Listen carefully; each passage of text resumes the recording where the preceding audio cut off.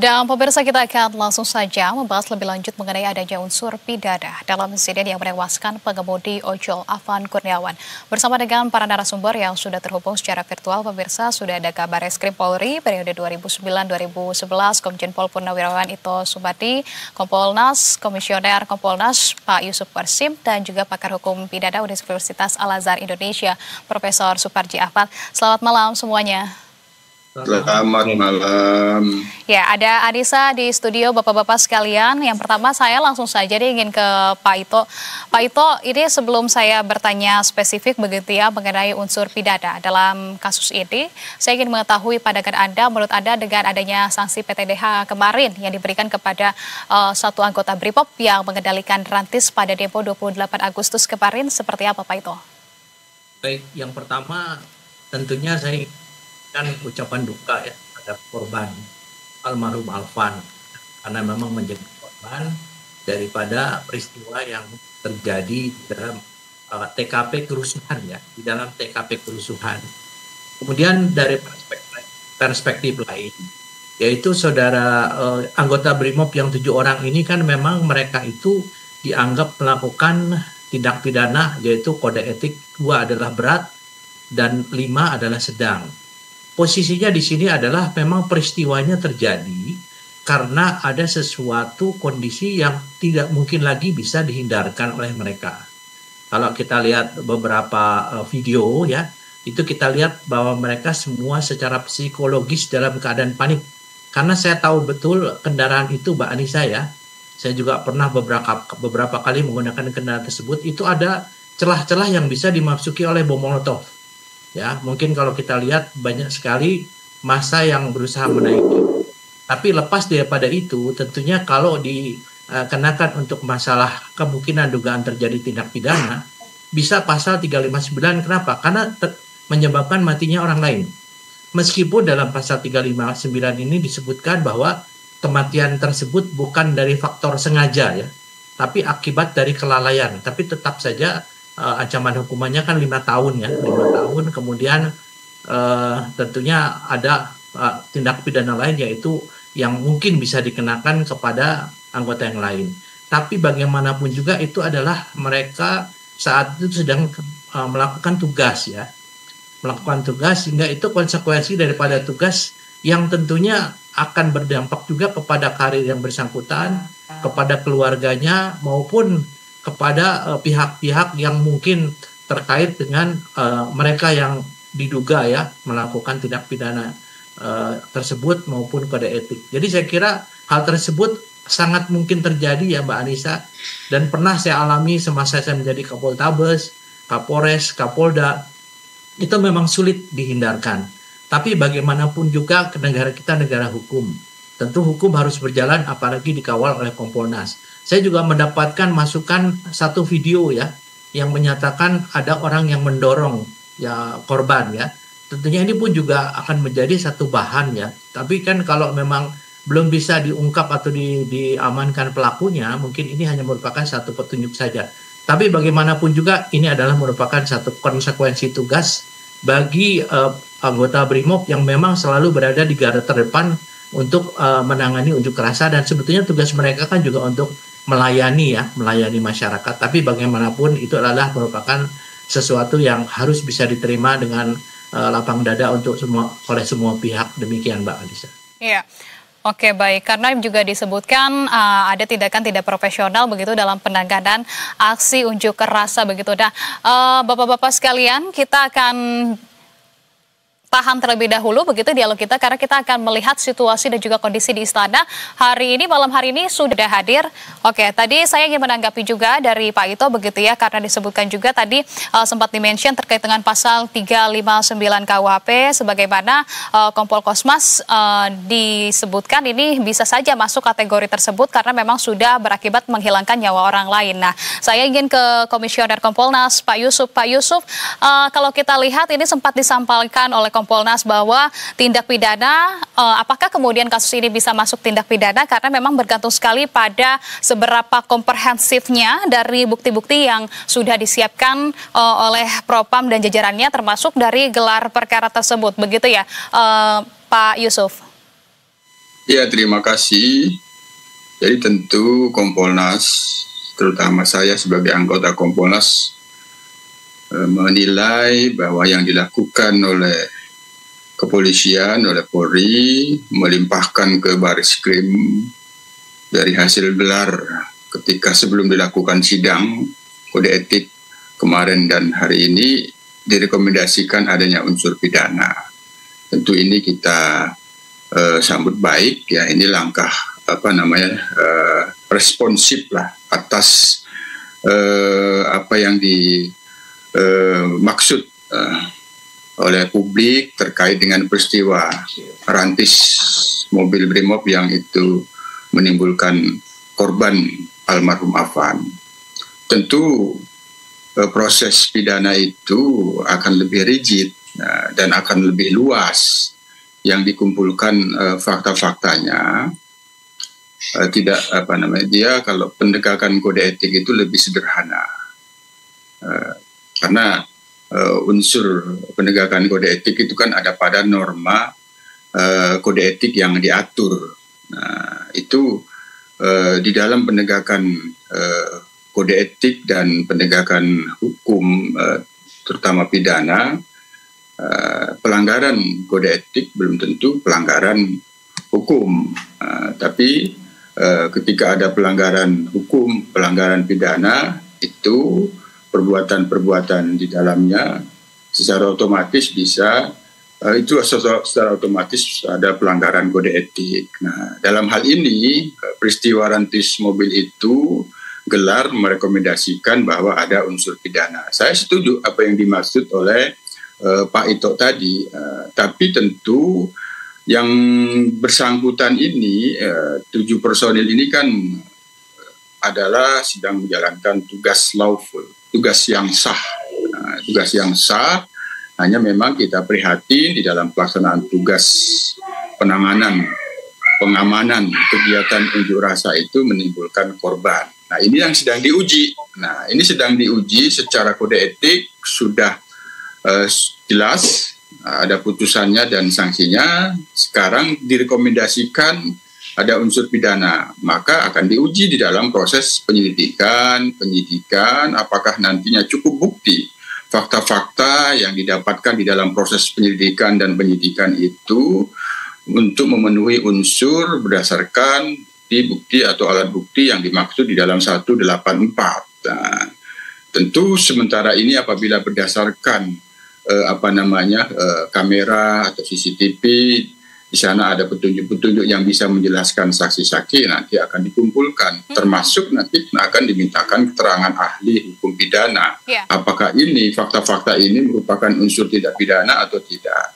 Kemudian nanti dalam prosesnya kan apabila diterbitkan surat perintah dimulai penyidikan, itu diberitahukan kepada jaksa, nanti dalam proses pelimpahan berkasnya ada jaksa lagi yang menilai dan meneliti. Dalam hal ini tentu ketika dilimpahkan dalam proses pidana, tentu kita harus menjunjung tinggi apa yang disebut dengan due process model. Ada proses, ada ajas praduga tidak bersalah, kaitannya dengan nanti apabila memang ditetapkan tersangka, ada hak-hak tersangka. Tapi tentu di dalam proses selanjutnya ada pembuktian di pengadilan. Bisa saja ini memang merupakan peristiwa pidana, tapi tidak bisa dihukum. Tentu ini sebenarnya dalam proses itu nanti bisa dijelaskan lebih lanjut, karena di sini ada pakar hukum pidana Prof. Supardi, saya kira nanti bisa dielaborasi. Tapi ini tentu sekali lagi langkah responsif dari Polri. Kami Kompolnas sebagai pengawas fungsional akan mengawasi. Yang paling penting itu adalah transparan dan akuntabel di dalam proses ini. Itu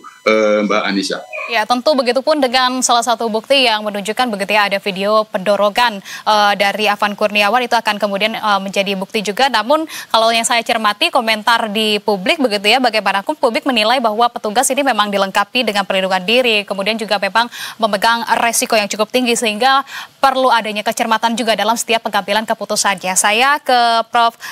Suparji. Prof, gimana nih kalau Anda melihat kasus ini, seberapa kuat kemudian Anda melihat adanya unsur pidana dalam insiden yang menewaskan Afan Kurniawan, Prof? Ya, pertama saya kembali ikut serta mengulangi ya dari Jenderal Ito dan Mas Yusuf tadi, bahwa apresiasi ya kepada Baris Krim, ya Propam maksud saya, yang telah bekerja secara responsif, cepat, progresif, dan transparan kan. Dan ini adalah menjadi momentum yang baik ya untuk membangun trust publik ya kepada jajaran kepolisian dan sekaligus mengembalikan reputasi sebagai penegak hukum yang independen gitu ya.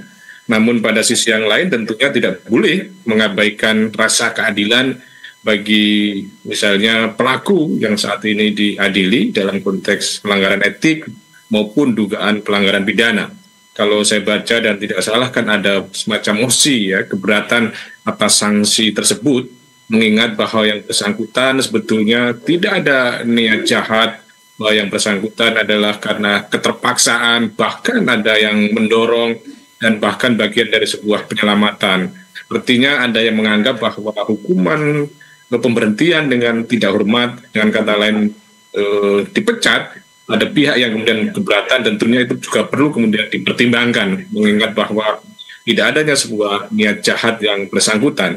Nah, kalau kita coba kaitkan dengan unsur tindak pidana, bahwa Jenderal Tito tadi sudah mengatakan ada kecenderungan penerapan pasal 359 misalnya KUHP, karena memang faktanya ada korban yang tewas dan kemudian secara kausalitas bahwa itu karena terlindas oleh perantis, maka kemudian tentunya yang mengendarai tadi adalah harus bertanggung jawab. Soalannya apakah ini karena sebuah keterpaksaan atau kan sebuah kealpaan atau sebuah kelalaian, itulah yang kemudian didalami. Nah, dalam konteks 359 adalah karena kealpaan yang kemudian menyebabkan kematian. Namun pada sisi yang lain juga perlu dipertimbangkan, misalnya penerapan pasal 351 yang ayat 3 atau kemudian 310 tentang Undang-Undang Lalu Lintas gitu ya, yang kemudian juga yang terpenting adalah bahwa jangan sampai pada masuk pada konstruksi 340 KUHP tentang pembunuhan berencana, karena apa yang dilakukan adalah sebuah spontanitas. Maka dalam hal ini kita berharap betul bahwa upaya untuk kemudian memberikan semacam respon terhadap aspirasi publik untuk diungkap secara tuntas tidak boleh mengabaikan tentang keadilan bagi pelaku, bahwa bisa dipertimbangkan alasan-alasan yang kemudian meringankan, alasan-alasan yang kemudian menghapuskan pidana, meskipun tentunya itu sangat tergantung dari proses pembuktian, baik dalam penyelidikan maupun dalam penyidikan. Poin utama yang saya sampaikan adalah bahwa tentunya semua pihak tetap menghargai bagaimana negara hukum ditegakkan kan gitu loh.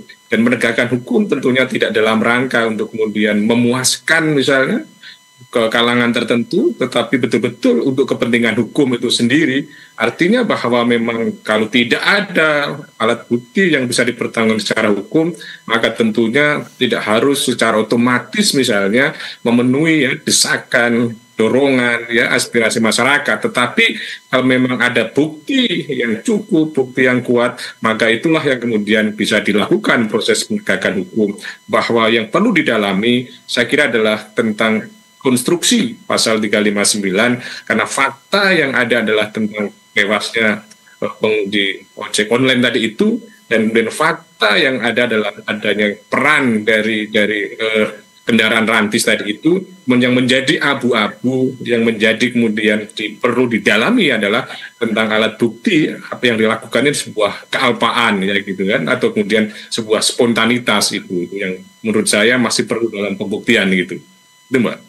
Oke, baik. Tentu faktanya adalah sudah ada kehilangan nyawa begitu ya, Bapak-bapak. Kalau begitu selanjutnya Pak Ito, karena ini kalau kita lihat pengemudinya adalah Bribka Rohmat begitu yang saat ini tengah menjalani sidang kode etik Polri begitu ya, dan sesaat lagi nampaknya kami sudah mendapatkan informasi ini akan ada hasilnya. Nanti kita tunggu juga bersama-sama apa hasilnya dari sidang etik yang akan dijatuhkan kepada Bribka Rohmat begitu. Sementara kalau untuk Kompol Kosmas kan sudah dijatuhi PTDH. Nah, tapi dalam kasus aparat yang melakukan pelanggaran di tengah tugas pengamanan unjuk rasa, adakah kemudian perbedaan pertanggungjawaban dari pidana individu dengan tanggung jawab komandonya ini Pak Ito?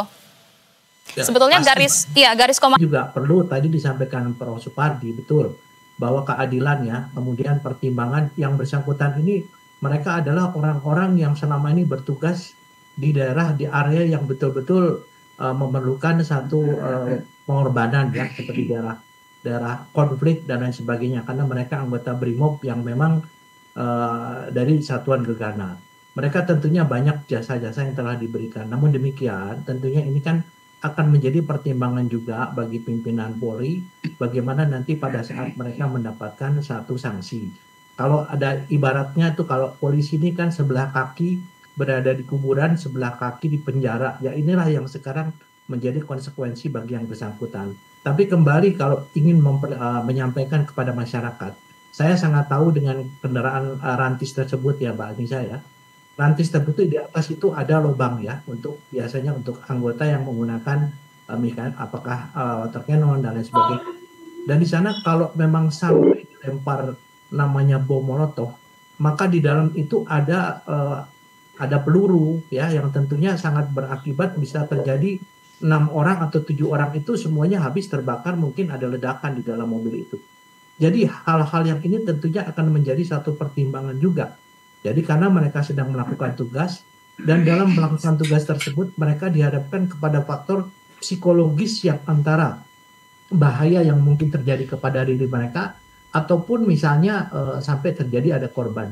Tapi bagaimanapun saya sependapat dengan Prof. Supardi, bahwa tentunya nanti dalam penerapan pasal pidana ada hal-hal yang mungkin bisa meringankan kepada yang bersangkutan, ataupun mungkin peristiwa ini ada hal-hal lain yang terkait, yang tadi saya sampaikan banyak adanya video yang beredar mengenai kejadian yang sebenarnya. Karena mobil itu sempat berhenti ya Mbak Anissa ya, setelah menabrak, kemudian pada saat orang semua naik ke atas mobil rantis itu kemudian jalan lagi melaju, mungkin karena ketakutan dilempar bom molotov. Tentunya ini harus ada satu kepastian hukum, harus ada rasa keadilan baik bagi pihak korban maupun pelaku, dan juga tentunya ini juga bisa menjadi manfaat ya, kemanfaatannya bagi Polri untuk menyusun SOP lagi, karena mereka tentunya dari pelanggaran kode etik ini dianggap mereka ada yang tidak sesuai dengan SOP. Namun demikian tentunya kita serahkan kepada proses hukum, apapun yang akan dijatuhkan di hukum kode etik maupun di tempat hukum pidana, tentunya harus bisa diterima oleh semua pihak. Dan bagi Kesatuan Polri tentunya kita juga tetap harus memberikan perlindungan juga kepada anggotanya, harus memberikan reward juga karena jasa-jasa mereka selama ini untuk negara. Yang kebetulan kalau boleh milih, mungkin orang tidak akan memilih menghadapi demonstran, lebih baik memilih di kantor ya. Tapi ini satu risiko ya Mbak Anissa ya, yang harus menjadi risiko bagi anggota yang tugas di lapangan, terutama anggota BRIMOB yang selalu diandalkan untuk menghadapi saat-saat kritis ya. Demikian Mbak. Oke, baik. Nah, Pak Yusuf bagaimana menanggapi jawaban dari Pak Ito begitu ya, terkait dengan hal-hal tadi yang perlu dicermati juga dan juga yang menjadi perhatian begitu ya dari mobil rantis, apakah kemudian itu bisa juga menjadi pertimbangan, dan kemudian Kompolnas apakah juga sudah memiliki bukti awal yang cukup kuat sehingga bisa memenuhi unsur-unsur pidananya? Baik, Kompolnas kan dalam hal ini tetap memposisikan sebagai pengawas fungsional kinerja Polri. Kami tentu yang paling utama itu mendorong profesionalismenya, mendorong bahwa proses pengusutan itu benar-benar transparan dan akuntabel. Yeah. Tidak ada hal-hal yang menimbulkan keraguan-raguan publik. Itu yang paling utama. Terkait dengan bagaimana pembuktian itu tentu nantinya ada pada kewenangan penyidik, dan penyidik sebagaimana dimaksud dalam KUHP.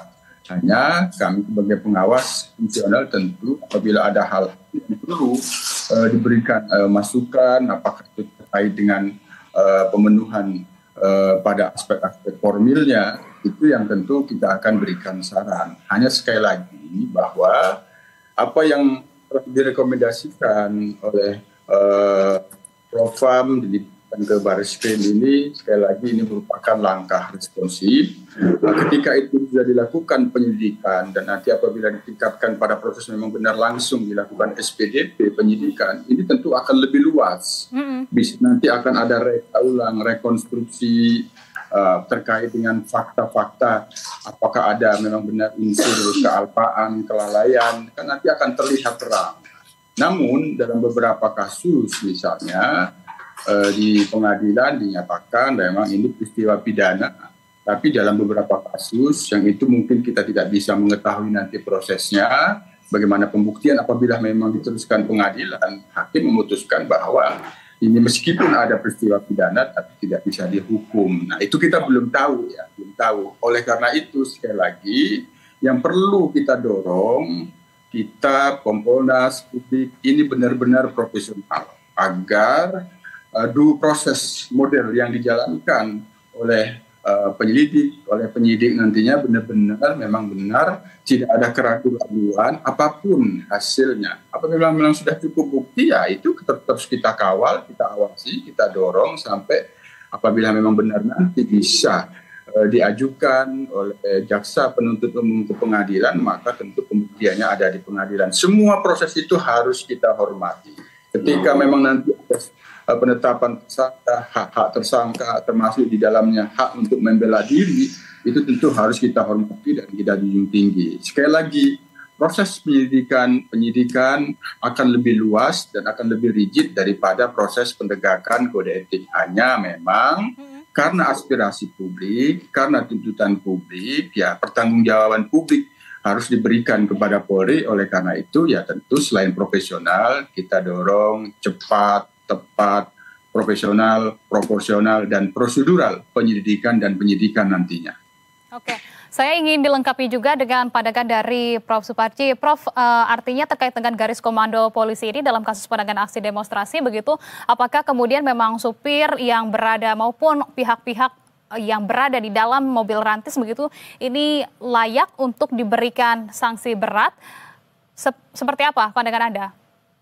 Ya, pertama kan ini naik penyidikan, yang berarti ada proses rekonstruksi fakta berdasarkan alat bukti yang didukung barang bukti yang membuat terang benderang perkara dan kemudian mencari siapa tersangkanya itu.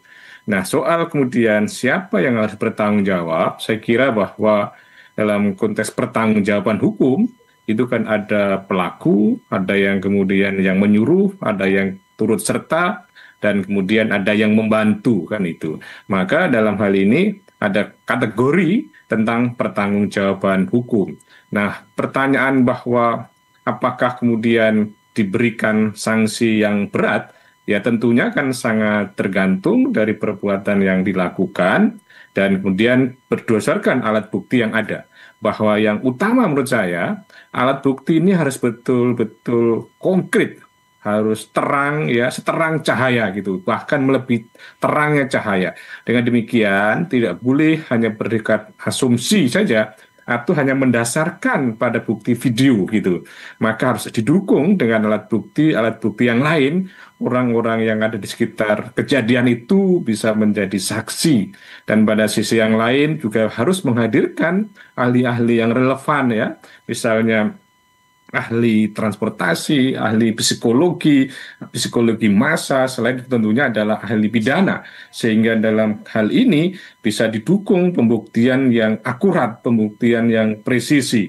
Jadi kalau kembali pada pertanyaan seberat mana pertanggungjawaban hukum atau sanksi yang bisa dijatuhkan kepada para pelaku, nah dalam konteks misalnya sebagai perbandingan, dalam hal ini kan ada yang kemudian diberikan sanksi berat ya, terus kemudian sanksi yang lebih ringan itu ya, karena porsinya masing-masing, misalnya ada di depan atau kemudian ada yang di belakang, bahwa keterlibatan atau kemudian peran serta tadi itu adalah sangat mempengaruhi bentuk pertanggungjawaban hukum dan apa kemudian sanksi yang akan dijatuhkan.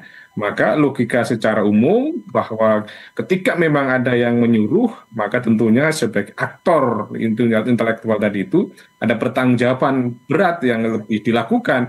Nah, pada sisi yang lain, kalau kemudian memang pada faktanya yang melakukan itu adalah karena misalnya perintah atasan ya, atau kemudian perintah jabatan, maka kemudian bisa menjadi pertimbangan untuk misalnya menghapuskan pidananya. Jadi ini memang menjadi penting apa yang kemudian menyebabkan dilakukan tindakan kemarin tadi itu. Apakah ada perintah, apakah karena memang keterdesakan atau karena kelalaian atau karena bela paksa, karena kalau kemudian tidak tidak bisa diteruskan, bisa dibakar dan sebagainya, Prof. atau kemudian orang berpikir bisa kenapa tidak belok dan sebagainya kan itu tuh. Ini juga membahayakan kalau belok kanan kiri dan sebagainya. Jadi ini juga perlu ada sebuah ilustrasi, sebuah gambaran tentang konstruksi perkaranya secara jelas.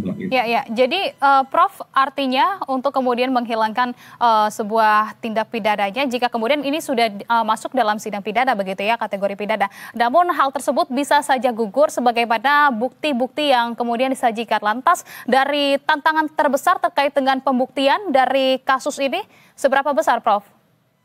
Ya, tantangan besar menurut saya dalam kasus ini adalah bagaimana bisa secara independen gitu ya, tidak under pressure publik gitu. Itu yang menurut saya yang paling berat. Yang saya khawatir adalah bahwa ini dilakukan dalam rangka kemudian memuaskan publik gitu, yang kemudian akhirnya mengabaikan fakta-fakta hukum atau mengabaikan keadilan pelaku. Jadi bagaimana penyidik maksud saya ini bisa berlaku secara independen gitu, bisa mempertanggungjawabkan. Jadi itu yang kemudian paling berat. Jangan sekali lagi bahwa karena mobilisasi opini, karena viral dan sebagainya, akhirnya mengabaikan keadilan. Ini adalah negara hukum, semua karena faktor hukum, semua karena alat bukti. Dan yang kedua saya kira tantangan terberatnya adalah bagaimana membuat puzzle-puzzle tentang pemenuhan unsur di pasal tadi itu berdasarkan pasal-pasal yang ada kan gitu. Jadi apakah ada berupa saksi, apakah berupa surat, apakah kemudian ahli atau petunjuk, bagaimana merangkai kesesuaian antara saksi satu dengan saksi yang lain, bagaimana merangkai alat bukti satu dengan alat bukti yang lain, saya kira adalah pekerjaan yang kemudian cukup berat yang untuk menjadi dilakukan. Dan tantangan yang ketiga adalah bagaimana melakukan ini dalam waktu yang kemudian bisa lebih cepat kan itu, sehingga kemudian tidak menimbulkan berbagai asumsi, berbagai macam kecurigaan, berbagai macam stigma gitu loh. Oke, baik. Nah, ini juga sebetulnya menjawab keresahan dari publik begitu ya, dari kekhawatiran kasus ini, karena jangan sampai kalau publik menginginkannya memang jangan sampai hanya menyentuh saja begitu ranah pidana, akan tapi mereka menginginkan perlunya adanya independensi dan juga akuntabilitas dari penanganan kasus ini. Saya ke Pak Ito. Pak Ito, mungkin berdasarkan pengalaman Anda di Barreskrim di masa Anda menjabat begitu, untuk menyeimbangkannya, menjaga nama baik institusi tentunya dan juga tentunya tetap menegakkan dari aturan hukum terhadap anggota yang bersalah, ini seperti apa Pak Ito? Ya, kita kan punya Kompolnas ya Mbak ya. Di sini tadi sudah disampaikan oleh Pak Yusuf, kemudian juga ada Komnas HAM sekarang yang sedang mengawal ya. Tapi saya sangat sependapat dengan Prof. Supardi, penegakan hukum ini tidak untuk memuaskan orang ya. Kemudian sehingga akan membuat demoralisasi daripada anggota. Bisa dibayangkan kalau anggota yang harusnya mengamankan properti atau objek-objek vital terpaksa dia takut atau gamang dalam bertindak, sehingga menyebabkan terjadinya kerusakan pada properti maupun mungkin keselamatan jiwa orang lain. Nah, di sini memang kasus ini betul-betul harus ditangani secara profesional, transparan, akuntabel, dan harus didasarkan kepada keadilan yang disampaikan oleh Prof. Supardi, oleh Pak Yusuf, sehingga tidak menurunkan moral daripada anggota untuk ragu bertindak, apalagi mereka kalau menghadapi masa yang anarkis. Nah, kalau sudah ada keraguan, kalau mereka melakukan tindakan takut, mungkin ada kena sanksi etik bahkan pidana, ini yang sangat berbahaya. Sehingga saya kira kasus ini tentunya akan menjadi pertimbangan juga menghadapi aksi-aksi anarkis yang di luar daripada pendemo yang memang betul-betul melakukan demo secara damai, karena banyak sekali kita tahu bahwa aksi anarkis ini adalah dilakukan oleh pihak-pihak yang menunggangi ya untuk kepentingan pelanggaran hukum, penjarahan dan lain sebagainya. Kita bisa lihat kalau sampai misalnya anggota polisi dia gamang bertindak, maka bisa terjadi tindakan-tindakan yang melanggar hukum seperti ada penjarahan, pengerusakan, pembakaran. Yang ini tentunya perlu juga menjadi perhatian.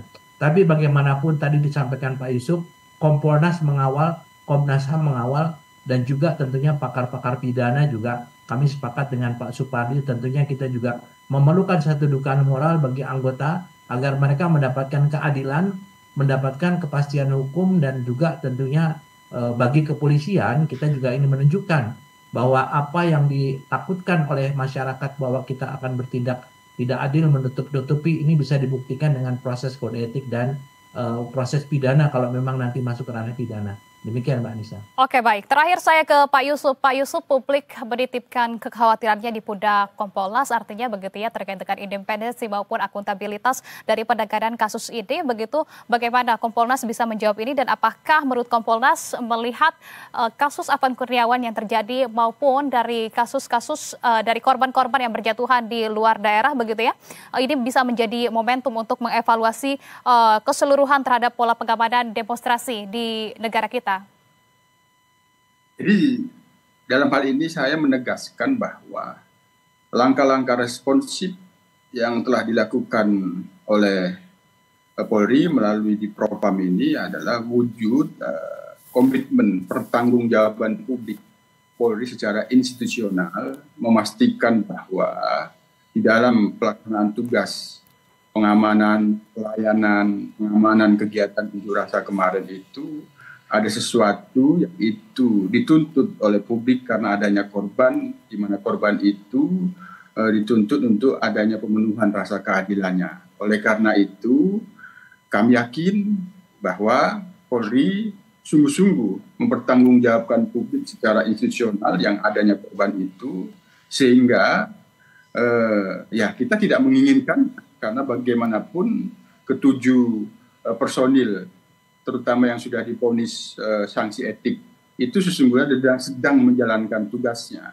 Untuk itulah pertanggungjawaban publik ini, yang ini akan memasuki proses pidana, diuji pelaksanaan tugas itu apakah ada pelanggaran pidana secara terang benderang yang itu dapat dibuktikan sesuai dengan alat bukti yang dimaksud di dalam KUHP.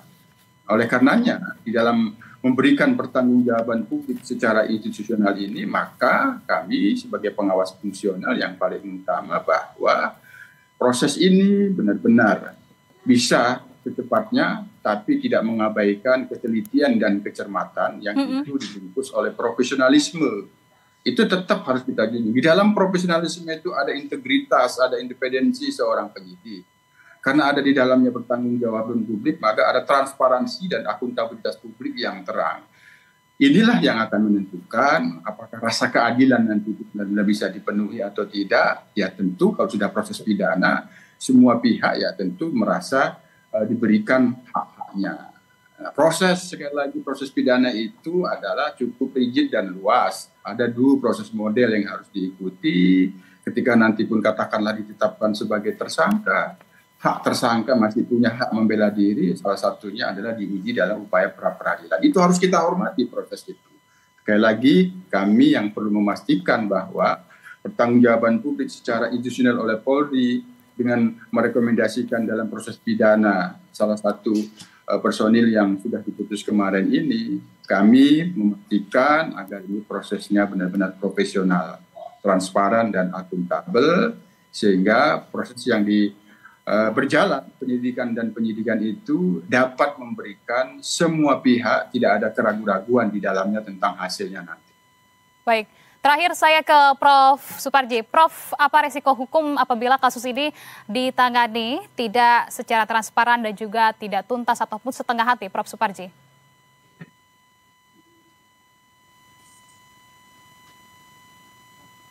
Prof, mohon maaf kita masih belum bisa mendengar suaranya. Ya, jadi kalau seandainya ada proses penanganan yang tidak transparan, tidak akuntabel, tidak profesional, maka itu akan menimbulkan ketidakpercayaan publik gitu loh, dan menyia-nyiakan momentum yang ada. Tetapi yang terpenting adalah juga jangan tersandera oleh siapapun, tetapi tegak lurus pada hukum yang ada gitu. Ya. Oke, baik. Terima kasih Bapak-bapak sekalian, dan kita akan coba